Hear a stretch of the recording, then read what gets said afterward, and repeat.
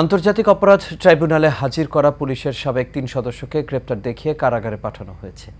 Chairman বিচারপতি মোহাম্মদ গোলাম মর্তুজা মজুমদারের নেতৃত্বাধীন ট্রাইব্যুনাল এই আদেশ দেন। এছাড়া আন্তর্জাতিক অপরাধ ট্রাইব্যুনালে এনটিএমসির সাবেক মহাপরিচালক মেজর জেনারেল অবসরপ্রাপ্ত জিয়াউল আহসানকে অব্যাহতি দেওয়ার আবেদনের শুনানি হয়েছে, যার আদেশ আগামী বুধবার দেয়া হবে।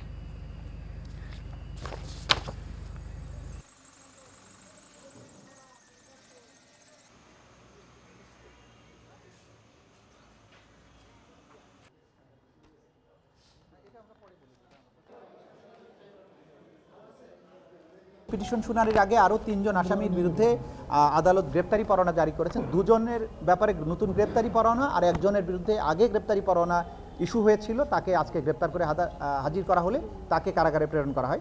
এই 3 জনের ব্যাপারে একজন হচ্ছে কোনাবাড়ির ঘটনায় আপনারা যে হৃদয় কথা জানেন, হৃদয়কে যেভাবে মারা হয়েছিল, একদম চারিদিক দিয়ে ঘেরাও করে বুকে ঠেকিয়ে গুলি করা হয়েছিল, সেই মামলায় একজন আসামি, একজন যাত্রাবাড়ির ওখানকার অ্যাসিস্ট্যান্ট কমিশনার তানজিল, আরেকজন হচ্ছেন আরেকটা ছিল উত্তরার ঘটনায়। যাই হোক, আমরা তার নাম আমরা বলছি না আপনাদের কাছে।